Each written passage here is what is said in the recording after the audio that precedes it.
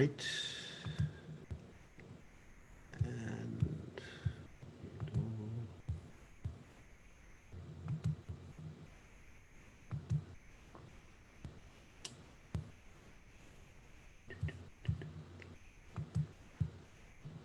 okay, Hare Krishna, all of you in Zoom land or in Facebook land. We're happy to see everybody. And tonight we're going to continue with our study of the Bhagavad Gita.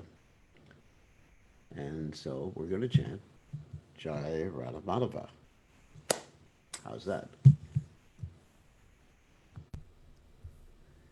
Jaya Radha Madhava Kunya Bihari Jai Radha Madhava Kunya Bihari Gopijana Vallabha Girivardhari Gopijana Malabha Girivardhari Yashodanandana Brajajana Ranjana Yashodanandana Brajajana Ranjana Yamuna Tira Manachari Yamuna Tira Manachari Jai Hurad Omadhuva Kunja Bihari Jai Radha Madhuva Kunja Bihari Gopijana Malabha Girivardhari Gopijana Malabha Girivardhari Yashodanandana Braja Janaranjana Yashodanandana Braja Janaranjana Yamuna Tira Vanachari Yamuna Tira Vanachari Jai Radha Madhava Kunya Bihari Jai Radha Madhava Kunya Bihari Jayam Vishnupad Paramahansa Paravidacharya also Tela Satashi Shimad, His Divine Grace Abhaya Chalana Bhaktivedanta Goswami Srila Prabhupada Ki Jai, ISKCON Founder Acharya Srila Prabhupada Ki Jai, Anantakoti Vaishnava Vrinda Ki Jai, Namacharya Srila Hridas Thakur Ki Jai, Param Se Kaho Shri Krishna Chaitanya Prabhu Nityananda Shidwaita Gadadha Shiva Sadi Gaur Bhakta Vrinda Ki Jai, Shri Shri Radha Krishna Gopakavada Sayan Kun Radhakunda Giri Govardhan Ki Jai, Vrindavanam Ki Jai, Mathuram Ki Jai, Jagannatha Swami Ki Jai, Yamunamai Ki Jai, Srimati Tulasi Devi Ki Jai, Samaveda Bhakta Vrinda Ki Jai, Gaur Premananda Hari Hari Bol. All glories the assembled devotees, all glories the assembled devotees, all glories to the assembled devotees, all glories to Srila Prabhupada Ki Jai. So, Om Gana Timiranda Shah Gananjana Shalakya Chakshuran Meditam Yena Tasmai Shigurveda Maha. So I offer my respectful obeisances unto the lotus feet of my divine spiritual master, His Divine Grace A.C. Bhaktivedanta Swami Srila Prabhupada, who so kindly opened my eyes with a torchlight of knowledge while I was blinded in the darkness of ignorance. So we are continuing with our Bhagavad Gita study, and we'll go to the Gita right now. Here we go. We're on the second chapter of Bhagavad Gita, of course, and we're on text 49. That's the next text we are reading in the second chapter of the Bhagavad Gita. So we're nearing the end of the second chapter, but it'll probably take about 2 more days to get to the end. So we'll start with the Sanskrit. Dharena yavaram karma buddhi yoga dhananjaya buddha sharanam anvicha kripana palahetavaha. Dharena discarded at a long distance, he certainly, avaram, abominable karma, activity, buddhi yogat, and the strength of Krishna consciousness, Dhananjaya, O conqueror of wealth, Buddha, in such consciousness, Sharanam, full surrender, Anvichar, try for, Kripanaha, misers, Palahitavaha, those desiring fruit of results. So translation, O Dhananjaya, keep all abominable activities far distant by devotional service, and in that consciousness surrender unto the Lord. Those who want to enjoy the fruits of their work are misers. So a miser is someone who keeps everything to himself and doesn't share with others. So in other words, specifically, one doesn't want to share with Krishna. So purport, one who has actually come to understand one's constitutional position as an eternal servitor of the Lord gives up all engagements save, means except, working in Krishna consciousness. As already explained, Buddha Yoga means transcendental loving service to the Lord. Such devotional service is the right course of action for the living entity. Only misers desire to enjoy the fruit of their own work just to be further entangled in material bondage. Except for work in Krishna consciousness, all activities are abominable.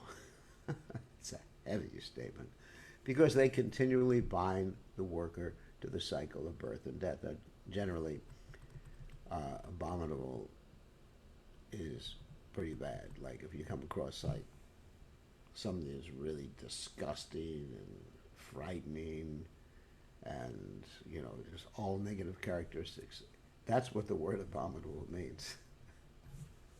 So in this particular context, it means something that keeps you in the material world. And that's pretty abominable, because we want to go back to the spiritual world. One should therefore never desire to be the cause of work. Everything should be done in Krishna consciousness for the satisfaction of Krishna. Misers do not know how to utilize the assets of riches which they acquire by good fortune or by hard labor. One should spend all energies working in Krishna consciousness, and that will make one's life successful.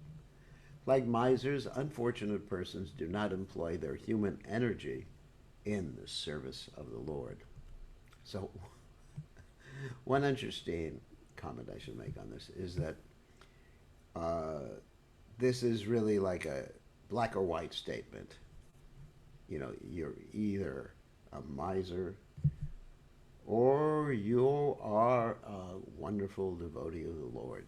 So, anyway, for most of us, we have some aspects of our consciousness that are a little miserly, and some aspects of our consciousness that are a little or greatly devotional towards Krishna. So gradually, devotional service is a gradual process. You don't think that you can renounce everything in one day. You have to approach the whole process of Krishna consciousness, the whole process of renunciation, gradually. And it's a practical process based upon love and a higher taste of Krishna. It's not that one should be going around in his life or her life thinking, oh, I'm just a miser. Or not that you should call other people, you're just a miser. Or, of course, the word used in the verse is kripana. And sometimes you find spiritualists, they throw this word around very, very loosely. You're just a creep and a miserly person. Well, we have to understand and be compassionate, or have to have compassion, that people are struggling in the spiritual path. And it takes time. It may take many, many births but it's not. Once one takes the Krishna consciousness, he's not a miser anymore, kripana anymore. Although certain tendencies may be there, certain habit things may be there, and some activities may be there, but he or she should not be considered a miser after that point. Once one says to Krishna, from this day forward I'm yours, then Krishna accepts that person. So how can we call that person a miser? So next verse. Buddhi yoga yukta Buddhi yukta jat hatiha ube sukrita dikskrite tasmat yogaya yujasva yoga karmasu koshalam. Buddhi yuktaha, one who is engaged in devotional service, jahati, can get rid of, iha, in this life, ube, both, sukrita, dushkrite, good and bad results, tasmat, therefore, yogaya, for the sake of devotional service, use jasva, be so engaged, yogaha, Krishna consciousness, karmasu, in all activities, koshalam, art. So translation, a man engaged in devotional service let me just change this light for a second. Rids himself of both good and bad reactions, even in this life. Therefore, strive for yoga, which is the art of all work. So devotional service begins with the first process of shravanam, which means to hear, and then kirtanam. So that's really all you have to do in the beginning, to hear and chant, and then everything follows naturally. It's a process of growing up. It's natural. You can't force someone to get older or to grow up faster than they're naturally going to do. So what we do is we give people the holy name, we give people prasadam, we give people the philosophy of Krishna consciousness, and people will progress at their own rate, and we should be compassionate. We were reading this nice story in the Bhagavatam recently about the Kaliya Serpent. He was a serpent with many hoods, and he was quite an offensive chap. In fact, he was very deadly, killing so many living entities in the river of Vrindavan, the Jamuna River. And so what happened is that his wives were great devotees, and they were patiently preaching to him year after year after year. And they were thinking, this guy will never get it. Finally, when Krishna comes to the point of chastising him, they're thinking, well, I guess because he's such a rascal, he's going to be killed by Krishna. That's what can be done. We did our duty. We tried to preach the best we could, try to give him Krishna consciousness. But then, after he gets chastised by Krishna, he doesn't die. He realizes his wives were right. After all those years, and they were so patient, and he becomes a great devotee of the Lord, a pure devotee of the Lord. And then he accepts his wives as his gurus. And that's interesting. And so they offer prayers to Krishna. This is in 10th canto, 16th chapter, beginning 16th chapter, then you go to the next chapter. So they offer their prayers to Krishna, and then he basically plagiarizes, puts their prayers in his own language, not exactly plagiarization, but, copies the import or the meaning of the prayers, and he makes similar prayers to Krishna.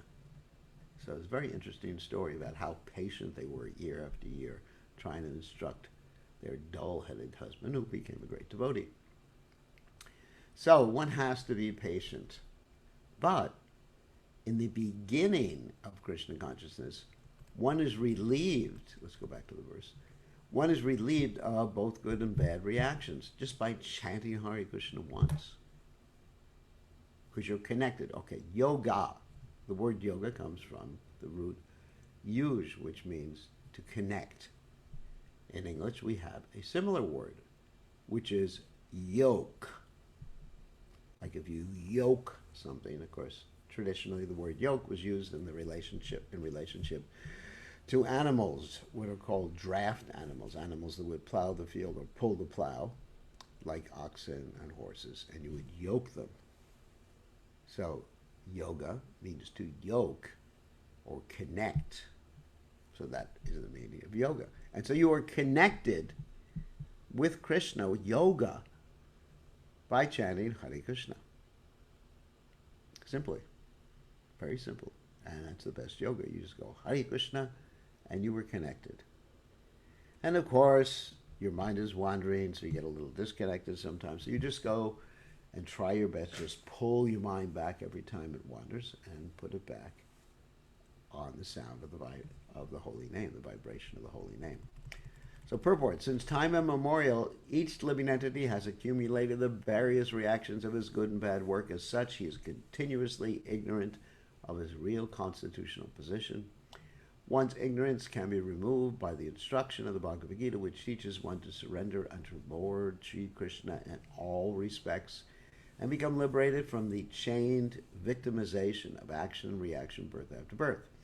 Arjuna is therefore advised to act in Krishna consciousness, the purifying process of resultant action. So let me explain what it means, resultant action. Resultant action or reaction not only refers to what happens to you physically. Let's say I go out, and if I wasn't Krishna conscious, I go out and I just trip and I break a bone or something like that. That's a resultant reaction, okay? But you also get resultant reactions on the subtle platform. And those are called kutas and bijas. Interesting word. Kuta means like an inclination to do more nonsense activities. And bija means the seed of desire. And so those remain on the subtle platform, and they remain with the subtle body, which is mind, intelligence, false ego. The gross body is, earth, water, fire, air, ether. Pancha Mahabhuta. Pancha means five great elements, Mahabhuta. So this subtle body, that's the ghostly body, astral body, is carried from one lifetime to another, and it carries the impressions and those reactions from one lifetime to another. So in other words, your desires, your mentality gets carried from one life to another by that subtle body. You don't lose it. And so you have all these impressions and reactions that are there on the subtle body. Because impressions means desires or types of mentality or specific modes of nature. And so they have to be cleansed. Just like if you have not taken a bath for a long time, you have to be cleansed or take a bath. So the bathing of the soul is accomplished, or the bathing of the subtle body, basically, is accomplished by the chanting of the holy name. And the first verse of the Shikshashika describes this. Cheto darpanam marjanam. That this soul gets cleansed, darpanam marjanam, from all the dirt that's been accumulated for many lives. So this chanting does that. And by this chanting, it clears your consciousness so that you can actually see who you are. It cleanses, another, of course, metaphor, it cleanses the mirror of the dust on the mirror of the heart. So you can see who you actually are. Just like sometimes you go in the bathroom and the mirror is fogged up because, unfortunately, you've taken a very hot shower. And so you've got to cleanse it so you can see yourself. And for you ladies, put your makeup on.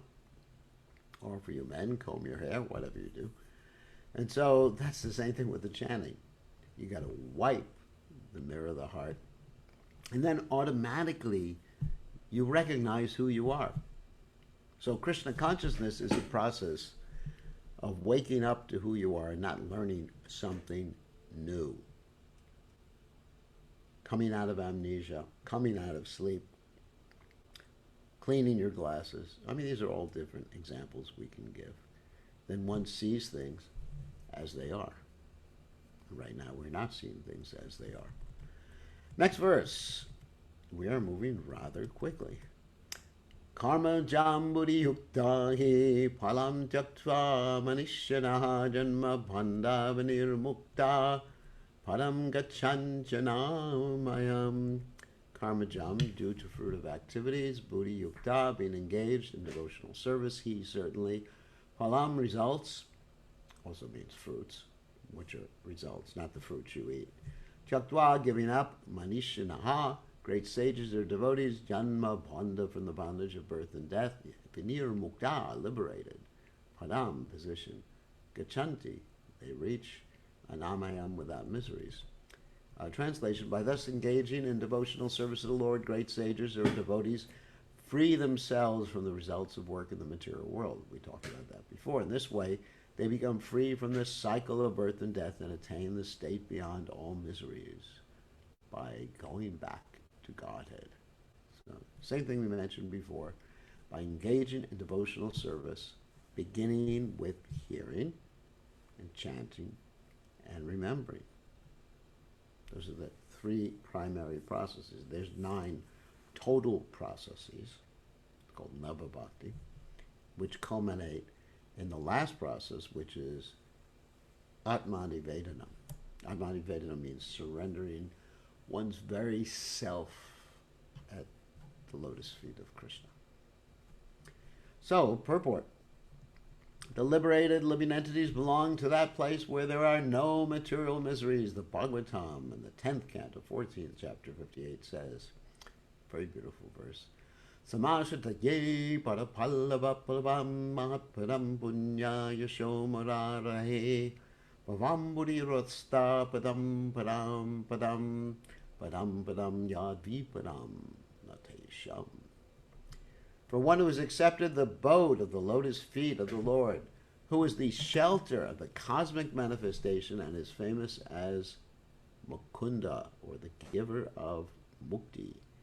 The ocean of material world is like the water contained in a calf's footprint, param padam, or the place where there are no material miseries, or Vaikuntha is his goal, not the place where there is danger in every step of life. In other words, if you give yourself to Krishna, then accomplishing all these things, being detached from the material world, going to the spiritual world, having pure love, becomes very easy. Otherwise, it's like trying to swim the ocean or cross the ocean holding on to a dog's tail. That's the example that's generally given. And especially now in Kali Yuga, things are extremely simple because Chaitanya Mahaprabhu has appeared with Lord Nityananda, and it's described by Lord Chaitanya's mercy. A dog can cross over the ocean. A blind man can see, like that. Or a layman can walk. So all these things are there due to the mercy of Chaitanya Mahaprabhu, and the mercy of Chaitanya Mahaprabhu comes through the spiritual master. So very easy. It's the process of becoming Krishna conscious is very easy. I have not experienced any difficulty in being Krishna conscious. Just connect with Prabhupada, read his books, and serve Srila Prabhupada. Otherwise, there's danger at every step in this world, as we are seeing with this wonderful coronavirus, as we are seeing with automobile accidents, as we are seeing that. Just like recently, one of my very, very dear disciples tripped in the kitchen, and now she has to have a rod put in her leg and thigh just to hold the bones together. A very painful, dangerous procedure. We ask everyone to pray for her. So this is the nature of this world. Anything can happen at any minute. nobody knows. Like Prabhupada was, one time he was talking to a reporter, and the reporter was asking about why is everybody here young. Of course, Prabhupada had many different responses to that particular question. And then Prabhupada actually said to her, so several things, but one thing is important right now. How do you know you were not older than me? And she was a young girl. And Prabhupada, of course, he was a specific age. And then she said she was bewildered by that particular statement or question of Prabhupada. And Prabhupada commented, because old age, or age means closeness to death. How do you know that you are not closer to death than I am? So, important point, because a dangerous world. We don't know if this is going to be our last day, even though we may be young, because I'm not young. So, out of ignorance only, and less intelligent persons try to adjust to the situation by fruit of activities, thinking that the resultant actions will make them happy. They do not know that no kind of material body anywhere within the universe can give life without miseries. The miseries of life, namely birth, death, old age, and diseases, are present everywhere within the material world. But one who understands his real constitutional position as the eternal servitor of the Lord, and thus knows the position of the personality of God, and engages himself in the transcendental loving service of the Lord. Consequently, he becomes qualified to enter into the Vaikuntha planets, where there is neither material miserable life nor the influence of time and death. To know one's constitutional position means to know also the sublime position of the Lord. Can't separate the two. If you know about yourself, you know who you are, you know who Krishna is, because you are part and parcel of Krishna, obviously. Because like if you have a machine, to really know about each and every individual gear in the machine, or about a particular gear in the machine, you have to know what its function is, how it's connected to the whole machine. Like the tire of a car. If you simply study the tire apart from the car, you will not have knowledge of the tire. So unless you understand the tire is connected to the rest of the car, the wheel and everything like that, then you understand the purpose of the tire, what the tire is. One who wrongly thinks that the living entity's position and the Lord's position are on the same level is to be understood to be in darkness and therefore unable to engage himself in the devotional service of the Lord. He becomes the Lord himself, and thus paves the way for the repetition of birth and death. But understanding that his position is to serve, transfers himself to the service of the Lord, and once becomes eligible for Vaikuntha Loka. And the word Vaikuntha means without anxiety. Kuntha means anxiety, Vai means without, and Loka means planet. Service. For the cause of the Lord is called Karma Yoga or Buddha Yoga, or in plain words, devotional service to the Lord. So here we find these terms again. Karma Yoga. Karma Yoga means to serve Krishna actively. Buddha Yoga means to use the intelligence to connect with Krishna. These are all parts of Bhakti Yoga. In other words, you can be doing Karma Yoga without doing Bhakti Yoga. Why? Because you can be serving Krishna, but not really doing it with your heart or cultivating love of Krishna, but just doing it because you know it's your duty. But when you actually do it and cultivate following the 9 processes of devotional service, particularly the sadhana process, is hearing, chanting, remembering, etc., then it's called devotional service. Text 52. Yadate moha kalilam buddhirvyati tarashyati tadagantasi nirvedam shrotavyasya shrutasya cha. Yada, when te your moha of illusion, kalilam, dense forest, buddhi, transcendental service with intelligence, vyati tarashyati, surpasses, tada, at that time, ganta asi, you shall go, nirvedam, callousness, shrota vyasya, toward all that is to be heard, shutasha, all that is already heard. Cha also. Translation.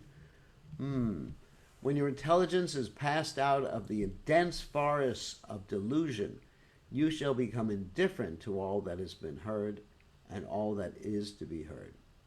Now here, of course, Krishna is making an indirect reference to all those different Vedic literatures that deal with material subject matters. We talked about that yesterday.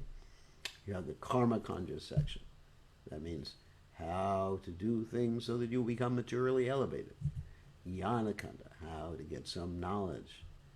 And finally, there's the Upasana Kanda, which means the worship section of the Vedic literatures, and specifically the topmost part of the Upasana Kanda, or section, is the worship of Krishna, understanding Ekala Ishra Krishna, that Krishna is the supreme controller, Ishwara Parama Krishna, Satananda Vigraha, Anadir Adir Govinda Sarvakarna Karanam.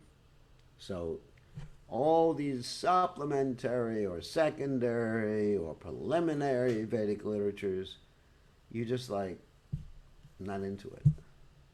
Of course, you don't decry them, you don't criticize them, because they have a place for people who are lower on the path of spiritual enlightenment. It's all the same path, but some people are 5,000 miles away, and some people are near the goal. So you can say, everybody's on the same road and the same path. Well, people follow the Vedic literatures, yes, they are on the same path. And those who don't follow the Vedic literatures and do vikarmic activities that are not prescribed aloud in the Vedic literatures, they are on the path, but they're headed in the opposite direction. So sometimes you find people say, everybody's on the same path. Well, that's true. I mean, just like you have a highway here. We live near a highway called Interstate 85. And you got cars going in both directions on the same path. Someone is heading to Atlanta, and someone is heading up to Richmond. That's north, of course. And so they're all following the same path. Going up, going down, same path. There are many good examples in the lives of great devotees of the Lord who became indifferent to the rituals of the Vedas. Here Prabhupada is making that reference, rituals of the Vedas, simply by devotional service to the Lord.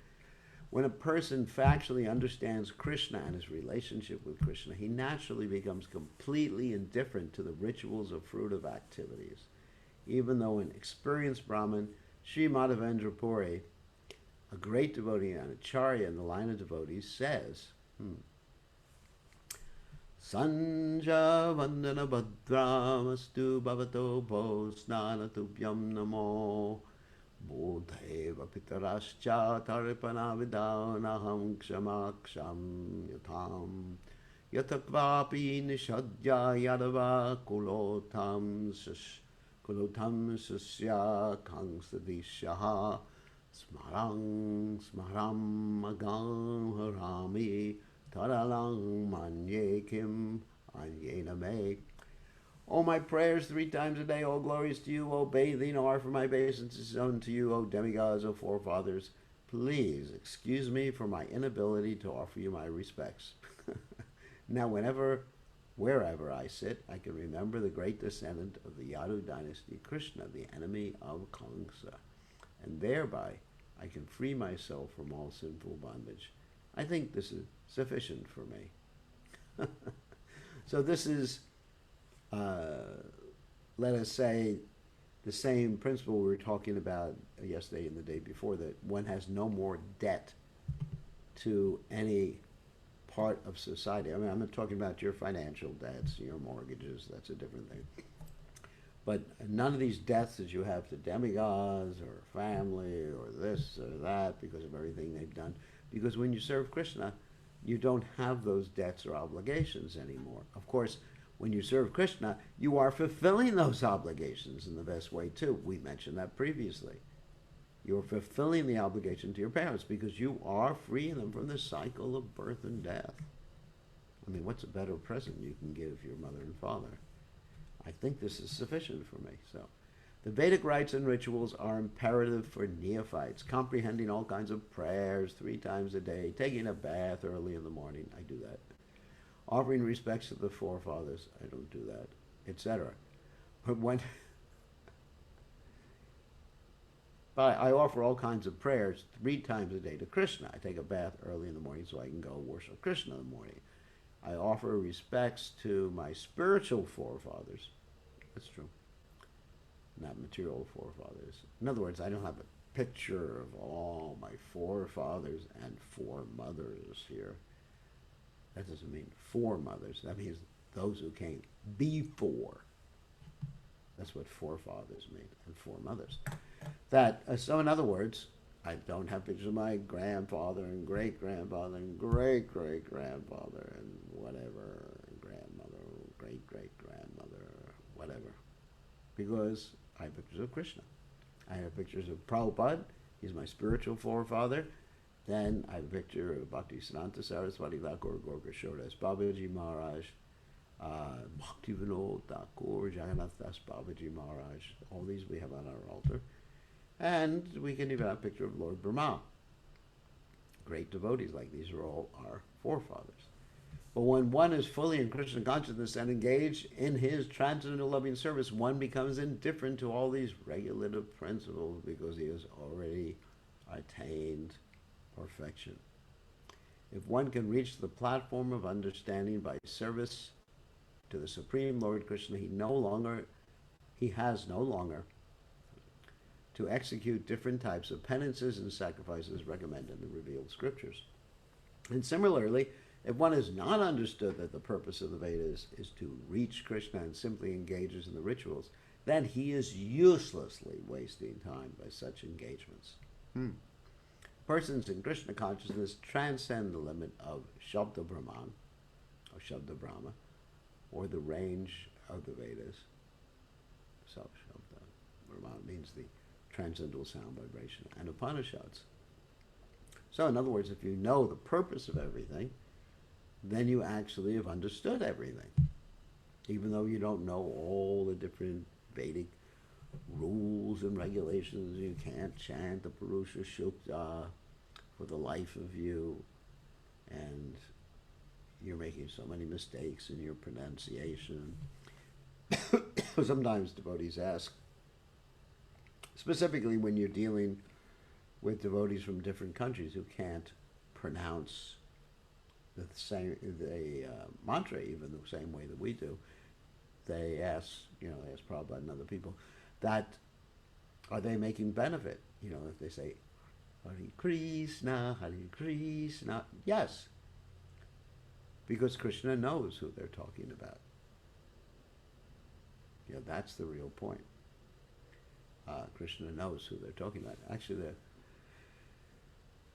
Prabhupada sometimes would talk about his disciples and glorify his disciples because they were completely surrendered to him and ready to do anything that he wanted. And Prabhupada took that as the most important quality, rather than their expertise in pronunciation or, memorizing some Vedic mantras. So, text 53. Shruti vipratipanate yadastasyati nischala samadhavachala buddhis tadayogam vapshyasi.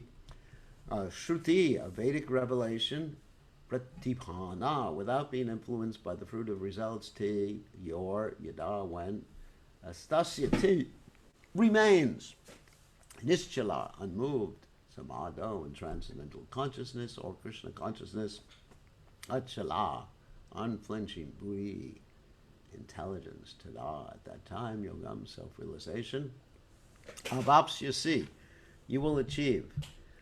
Translation, when your mind is no longer disturbed by the flowery language of the Vedas and when it remains fixed in the trance of self-realization, then you will have attained the divine consciousness. So let me unpack that. Trance. It doesn't mean trance, self-realization. It means being absorbed in the service of Krishna. An interesting verse in the Bhagavad Gita. Brahmarpanam Brahmahavir Brahmagno Brahmanohutam Brahmatena Ganthavyam Brahma Karma Samadhanam. That one who is absorbed in service, working, devotion for Krishna, then that very service, the person doing the service, the results of the service, and even the place where the service is executed, becomes transformed to Brahman, to spirit. And sometimes Prabhupada would use as an example to illustrate that verse is just like when one's doing a fire sacrifice, one is throwing ghee, which is actually mentioned in that verse, Havir, into the fire. Ghee is clarified butter. And that ghee, when it goes in the fire, it becomes purified. Or when we offer something to Krishna, like foodstuffs, fruit, a leaf, a little water, then it becomes purified in prasadam. So that's really what it means to be fixed in a trance of self-realization. Because generally, if we say someone is in a trance, ooh, I've seen plenty of people in a trance that are not in a trance of self-realization. But that's the point, to be absorbed in Krishna and serving Krishna and pleasing Krishna and loving Krishna and the spiritual master, loving all the other devotees, loving all living entities, and I'm just thinking day and night of how to help people. Prabhupada said in the Upadeshamrita that one who is always engaged in thinking how to spread the Krishna consciousness movement or how to help people, basically, in a spiritual way, that person be called, and Bhagavad also, he never falls down, he or she never falls down, etc. But probably considered the primary quality in that particular purport to be always thinking and always engaged in giving Krishna consciousness to others and planning out how to give Krishna consciousness to others. So purport. To say that one is in samadhi is to say that one has fully realized Krishna consciousness. That is, one in full samadhi has realized Brahman, Paramatma, and Bhagavan. Got to explain that. Brahman is the energy of Krishna, the light. Brahman, energy. Paramatma is the expansion of Krishna that's in everyone's heart. Because I'm wearing a shirt, you can't see Paramatma right now. And then Bhagavan is Krishna exhibiting himself full of opulences in the spiritual world. Bhagavan, that's the highest aspect, the personal aspect, the personal relationship with Krishna. So these are the three aspects of the Absolute. Brahman, Paramatma,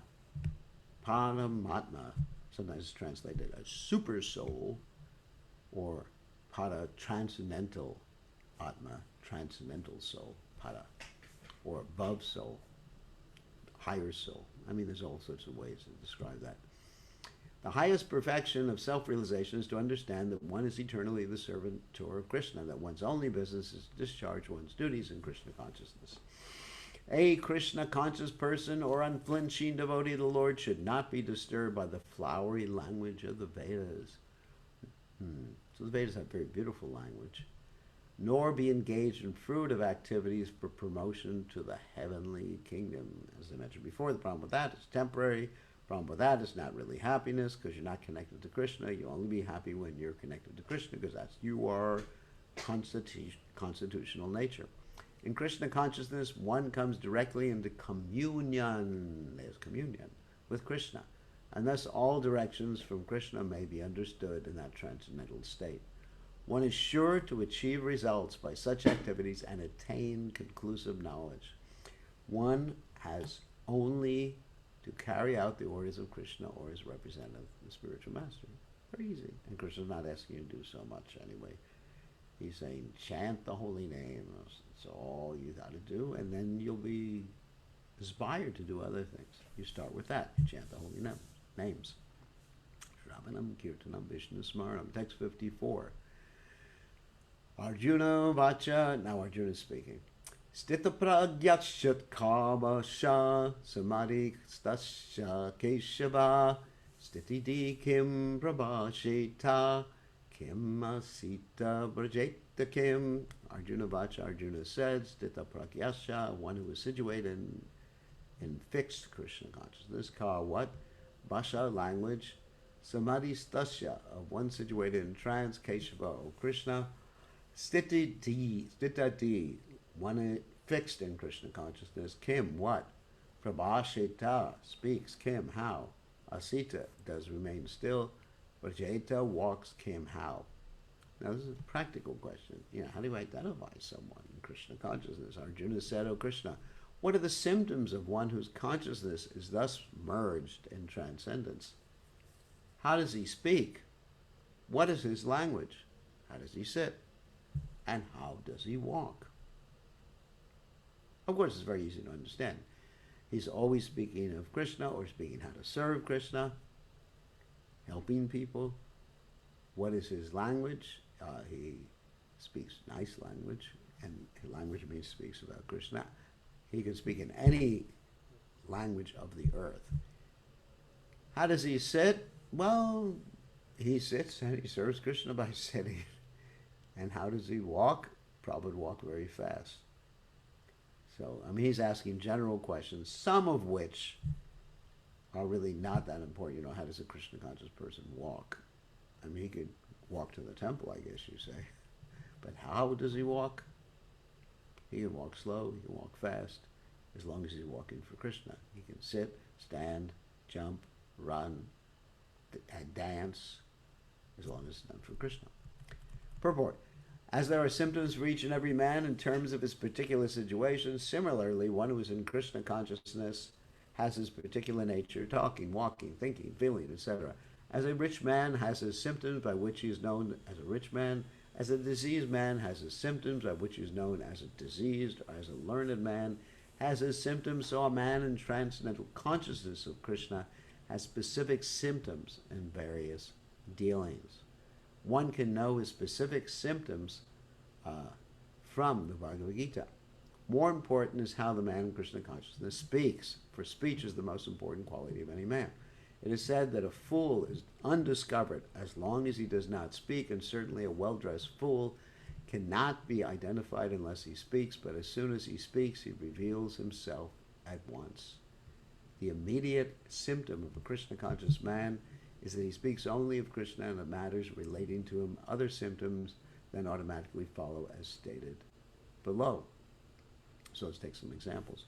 So you have Shukadeva Goswami, who nobody, or very few people, understood that he was actually a completely qualified self-realized sage until he began to speak. There were so many people chasing him and making fun of him, but when he began to speak the Bhagavatam, then everybody desisted from the critical activities and understood what they were dealing with. Another example is a devotee named Jada Bharata, and he was acting as a very ignorant man. He was carrying the king's palanquin, which means something the king was sitting on with 3 other people were helping too. And the reason he was acting ignorantly is because he didn't want anyone to bother him or engage him in material activities. You'll find sometimes great devotees may do that. I'm not suggesting you do that. That they act like they're dumb so nobody will bother them and tell them to get a job or whatever, because they just want to sit and chant Hare Krishna. Don't do that. So he was doing that because he had learned his lesson from previous births, not to get entangled. But when the king started to speak to him in a very harsh or critical way, because he wasn't carrying the palanquin properly, because he was trying to jump over the ants rather than step on the ants, then he spoke very eloquently. So you can actually tell the difference between a fool and an educated person by the way they speak. And there's an interesting example that Prabhupada tells, or story that Prabhupada tells or told, to illustrate that point. He said, once upon a time in the forest, there were many animals, and the king of the forest, he was a lion. And so the lion was enjoying life. This of course, is not a true story, but it illustrates the point. So once upon a time, there was another animal called a jackal. You. And this jackal somehow or other spilled some paint on himself. And when he spilled some paint, he looked quite fantastic. Just like you decorate someone in such a fashion so they look rich or they look fantastic, enough makeup you put on their face or whatever. And so the jackal looked really good because of the paint. And everyone thought, what a fantastic creature. We've never seen a creature like this before. So let us appoint him as the new king. And even the lion and all the other animals in the jungle, they began to serve this jackal. Now we all know that jackals start howling when it comes time for the sun to go down dusk. So it was getting later and later and later in the day. And the sun went down, and some of the jackals out in the field started howling, as they do. If anyone's been to Mayapur, they would have heard jackals howling at night. And this jackal simply responded. And as soon as he responded, they understood. In other words, as soon as they spoke, they understood he was a jackal. And then the other animals, specifically the lions and the tigers, they began to recite the prasadam prayer. Jokingly, of course. I'm joking. And they ate this poor jackal up. And so the moral of the story is that you can't tell the difference between an intelligent person and a stupid person, or an intelligent person, or a devotee, and someone who's not a devotee, until they open their mouths and begin to speak. People can look so nice, so fantastic. Not only their mouths, let me continue with this a little bit, but their actions also have to be consistent with what they are speaking. Because if their actions are not consistent with what they are speaking, they're hypocrites. So the standard given in the Vedic literatures to understand whether someone is a good devotee, great devotee, or qualified even to be a spiritual master are three: Samitpani, Shrotriyam, Brahmanishtam. So Samitpani means that one must be serving not only Krishna, but the other devotees, and specifically one's own spiritual preceptor, Samitpani. And then one must have heard nicely and be able to repeat nicely, according to time, place, and circumstance, in one's own language, in one's own culture. And that's called Shrotriyam. And the final quality is Brahmanishtam. Brahmanishtam, Nishtam means steady. Brahmanishtam means steady in Brahman. So one has to be in a situation where they don't deviate 24/7. That means 24 hours a day, 7 days a week.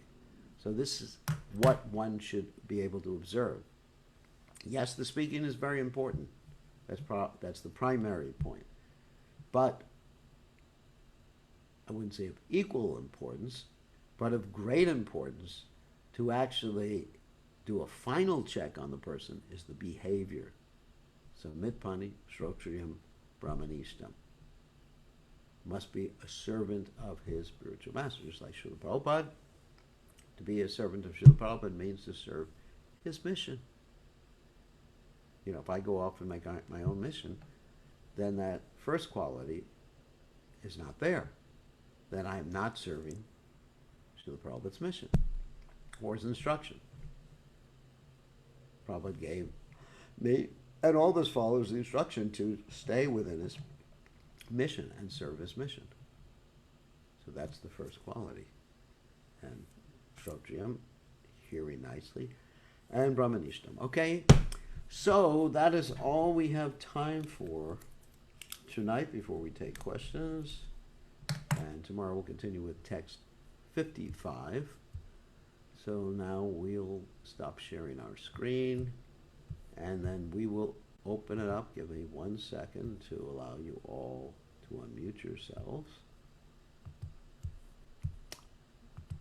We will take some questions. Okay, who has some questions?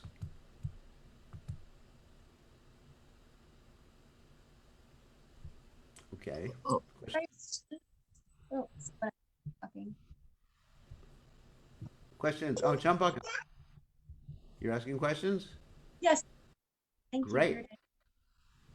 So in the beginning, you were talking about how the devotion process takes the time it takes to become purified. It's kind of like a child growing up, and they take the Right. time that they take. So that mean that it's just kind of predestined? It's going to take a certain amount of time for each of us, or do we actually have a chance to speed up the process? Good question. Actually, there's two perspectives there. One is the perspective of someone else observing us or us observing someone else. And the other perspective is us observing ourselves or someone else observing themselves. You understand? So, from an outside, let's say my perspective as the guru of, I'm not going to mention anyone who's online right now, but my perspective of, let's say, Guru Krishna, I'm a guru of Krishna Das, whoever that is. Uh, I need to understand that not to push him too much, him or her. I mean, you got to push people a little bit. So you got to know how much you can encourage someone, push someone, or even in certain cases, gently chastise someone, as I often do with a little sarcasm or humor. Like I may say to someone who doesn't come to the morning program very regularly, and I see them at the morning program, I may say, "It is so nice to see you here.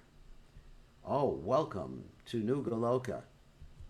So I may say that to them, so not instead of saying, "You rascal, why don't you come all the time? What's wrong with you? Just snap out of it, you demon." So, so instead, I may use a little encouragement. So nice to see you. But I'd be thinking, why did this rascal come? So, so in other words, I have to understand how much I can. I hate to use the word push, but how much I can encourage someone without going overboard, because people will grow at a natural pace. At the same time, I personally can push myself to become more Krishna conscious within some boundaries.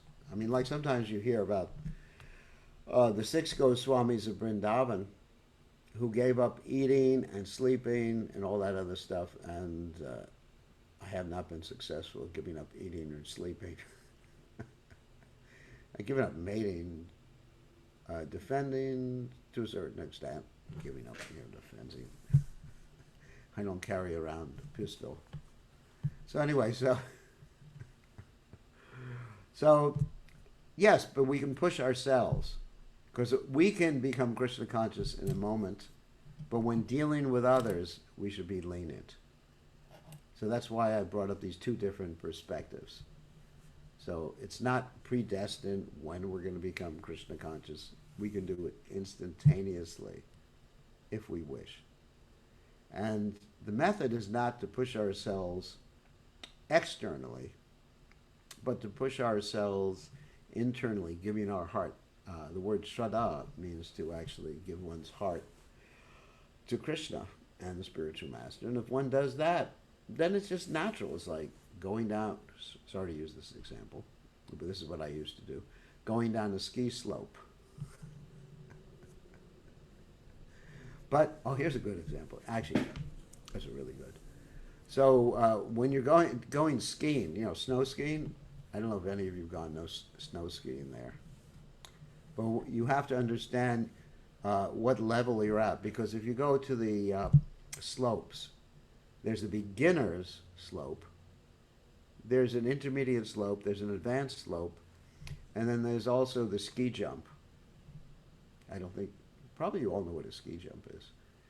So when I was learning to ski, sometimes I would go on the advanced slope, and it wasn't a good sight because I would fall flat on my whatever when I was trying to ski. Certainly, I didn't try ski jumping. That would have been an absolute disaster. One time I was skiing on a more advanced slope than I should have been at, and I actually was getting ready to go off a cliff, and there was a cliff with a steep drop, and my skis were hanging half off of the cliff because I was on the wrong slope.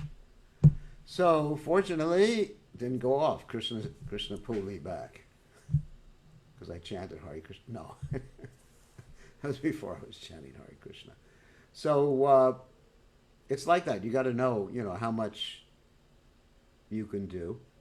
But if you train yourself up in skiing enough, you can advance very quickly to a higher level of skiing. Now, I'm not trying to encourage anyone to go skiing. It's not fun, and I don't want to go skiing again. But you can use that example to illustrate understanding where you're at, what you can do right now, and not to put yourself in a dangerous situation dealing with Krishna's illusory energy. It's spiritual advancement is like that. In other words, not to jump into a situation. I said Trump, but not to jump into a situation where you think you can deal with subject matters that are beyond your realization. But at any minute, we can actually devote ourselves further to serving the mission of Srila Prabhupada. There's no problem with that. But one should know what one's adhikar is. Adhikar means a right to a certain type of realization, a certain type of discussion. It's important, but we can make rapid spiritual advancement. But we have to know where we're at, too. Is that all right? Answer the question? Hope so. One has to just know what one's own limits are and don't try to push someone more than the person is ready to take. And therefore, when dealing with devotees, I'm very, very careful. And actually, you saw with Prabhupada, the devotees who were most surrendered to Prabhupada chastised the most. And the devotees that were least surrendered to Prabhupada, and Prabhupada just said, okay, it's okay, do whatever you want, basically. So we have to see, are we ready for the advanced placement? Or do we just want, just like going to the university too, or going to the school, you can actually go ahead in your grades a lot quicker. You could skip grades. Like you have some students that have skipped grades, right? That's right, I remember. So you can skip grades, or you can just go the normal path. I remember when I went to the university, I actually, in many subject matters, I skipped the freshman year in many subject matters, especially math and science. So we can skip the freshman years in Krishna consciousness if we want, for the neophyte years. So, any other questions or comments? Dandavat Pranam, Maharaj. Oh, Hare Krishna, how are you feeling today? It's a little bit okay because I'm taking some painkillers. So for the last 3 days, it's a bit okay. But today I will go for physiotherapy. Okay. Okay. All right, you have another question? Yes. Maharaj, in regards of the constitutional position of one individual and the sublime position of the Krishna, is it the one and the different philosophy, or how does it interrelated with this? Can you just give me some brief knowledge about that one? Well, your constitutional position of Krishna is in relationship to a particular ras or taste that you have in your relationship with Krishna.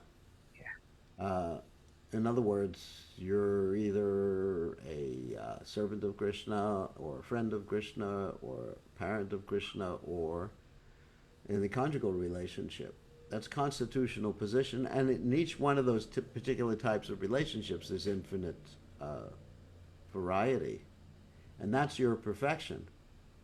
And you're always very small, and you're always the servant of Krishna in each of those positions. Okay. Does that answer the question, or is there something else you wanted to know? I just want to also know one more thing about in the same thing. Does this philosophy still based on the one and different philosophy? Achinta Veda with yes, we are in one sense one and different from Krishna, one in quality and different in quantity, and we have the same qualities that Krishna has. We want to enjoy, we want to have fun, we want to be independent, and all these desires or needs, let's say, can Okay. be fully realized in the spiritual world. In the spiritual world, you have full independence. You get to do whatever you want in relationship to Krishna. But that's your nature. You never deviate from your nature. Let's say if you want to cook for Krishna, you do that in the spiritual world. It's not that in the spiritual world, you're going to be forced to do something that you don't want to do.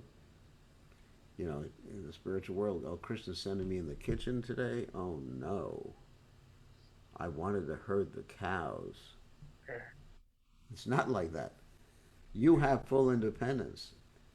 In the mature world, you don't have actual full independence because you're forced to act by the modes of nature. Once you've exercised your independence to go put yourself under the jurisdiction of Krishna's illusory energy, then you're just like, you're on the roller coaster there. I mean, once you get on the roller coaster, I don't know if you ever got on a roller coaster. Yes. You have. But once you get on it, I mean, you don't get off in the middle of it. I mean, I hope Okay. not. You'll feel a lot worse than you do now if you got off of the roller coaster in the middle. So once you get on the roller coaster, you're there for the ride. Yes. And so, using the same analogy, the spiritual master stops the roller coaster so you can get off. Otherwise, you can't. Without higher instruction, you have no ability on your own to get off the roller coaster of the material energy. But in the spiritual world, yes, you got full independence to Sure. serve Krishna according to your desires, which are pure. Okay. You'd like to serve Krishna by cooking? Fine. We're not going to send you out to herd the cows. Okay, thank you. Anyone Thank you else? very much.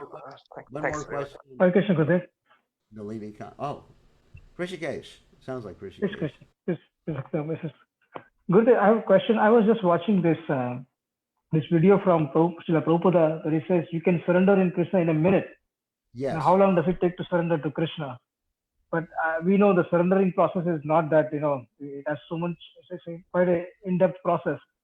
So what does it mean that you can surrender to Krishna in a minute? What does It Srila means Prabhupada mean by that? Prabhupada meant what he said. And you can Okay. surrender to Krishna in a minute. But what does surrender to Krishna mean? That means only to think of Krishna's pleasure. Anya bilashita shunyam jnana karmana vritam anukulyena krishnana shilana bhakti-uttamam. To have no other desire other than to serve and please Krishna. To be devoid of any sort of desire. I mean, you can do that. But the way to do that is something called lalyam, intense desire, intense hankering. So, and the way you get that is by associating with pure devotees. So, it's up to you. But generally, it doesn't take just a minute. Generally, it takes quite a bit longer. And so we have to be honest with ourselves what we actually want. Because surrendering to Krishna in an instant means, what is your desire? You have the desire to surrender to Krishna in an instant. Otherwise, let's say you went back to the spiritual world and you had some other desire, you wouldn't be happy there. So it's just a question of what you desire. You can shape your own desires if you have an intense desire, because that sounds like I'm repeating myself, but if your intense goal is to actually be Krishna conscious and you really want to go for it, you can do it. You have the ability. The only thing holding you back is yourself. But you can. Now, whether you will, that's a different thing. But people there's a statement, the story of Maharaj Katvanga. Maybe you heard that story. He was fighting on behalf of the demigods.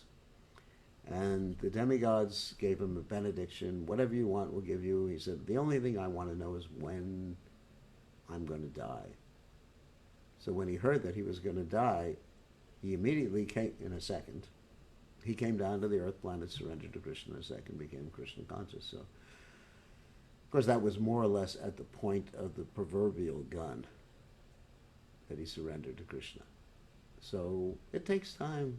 I mean, we have to be honest with ourselves. You know, we can't think that we have no more material desires. I simply only want to serve Krishna. That's the only desire in my heart. I mean, you really got to be honest about it and understand how many other desires you have, and just patiently, you know, utsahan nishchaya dharya tatat karma bhavartana, as Rupa Goswami says. Enthusiasm, patience, and determination are three necessary qualities. Utsahan, enthusiasm. Nishchaya dharya, patience, right? Conviction, steadiness. So these are all necessary qualities. Okay? Thank you, Guru. Just be patient. You still got a lot to work out. I know. Yes, Guru, I know that. We have a lot of lessons to learn through the school of hard knocks. Prabhupada said, and a very intelligent person will learn by hearing, and someone who's not so intelligent, he'll learn by doing. That's second class intelligent. 10th class intelligent does, but doesn't learn. So we, learn. We're in this school of the material world to learn through experiences.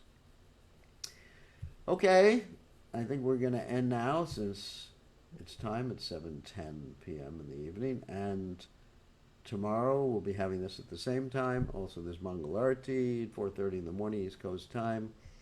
There's my Didi Puja at 5:05 a.m. in the morning, and then greeting the Didis at 7:15 in the morning here.